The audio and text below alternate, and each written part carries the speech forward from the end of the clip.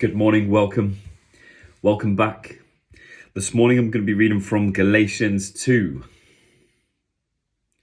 Then after an interval of 14 years, I went up again to Jerusalem with Barnabas, taking Titus along also. It was because of a revelation that I went up, and I submitted to them the gospel which I preach among the Gentiles.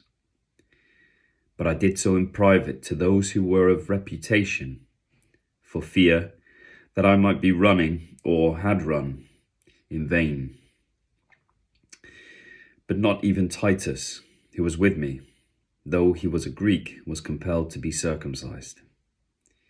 But it was because of the false brethren secretly brought in, who had sneaked in to spy out our liberty, which we have in Christ Jesus, in order to bring us into bondage.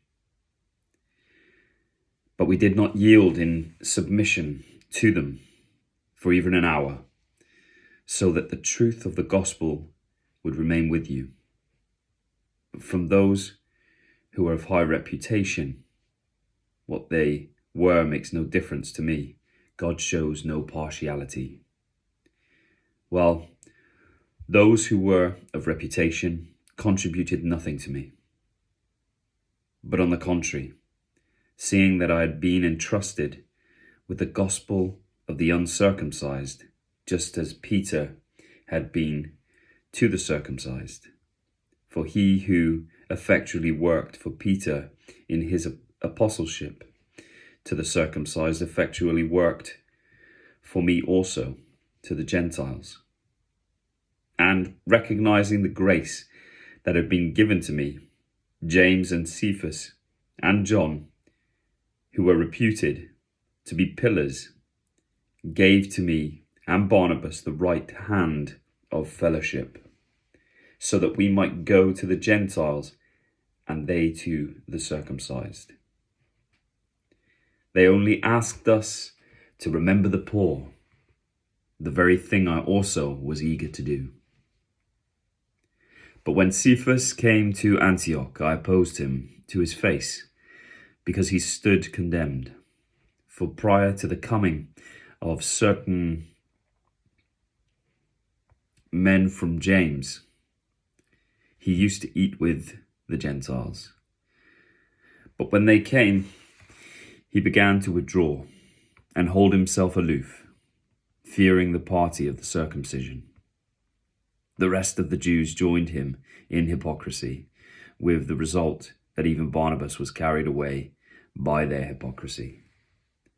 But when I saw that they were not straightforward about the truth of the gospel, I said to Cephas, in the presence of all, if you, being a Jew, live like the Gentiles and not like the Jews, how is it that you compel the Gentiles to live like Jews?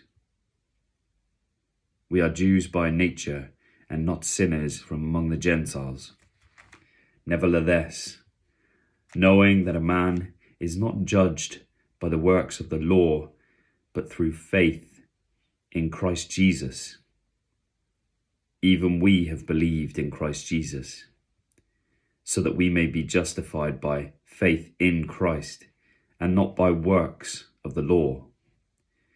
Since by the works of the law no flesh will be justified. But if, while seeking to be justified in Christ, we ourselves have also been found sinners, is Christ then the minister of sin? May it never be. For if I rebuild what I have once destroyed, I prove myself to be a transgressor. For through the law I died to the law, so that I might live to God. I have been crucified with Christ, and it is no longer I who live, but Christ lives in me. And the life which I now live in the flesh, I live by faith in the Son of God, who loved me and gave himself up for me. I do not nullify the grace of God, for the righteousness comes through the law, then Christ died needlessly. I do not nullify the grace of God, for if righteousness comes through the law, then Christ died needlessly. Thank you so much for listening. I pray you have a blessed rest of your day and a blessed rest of your week. Bye for now.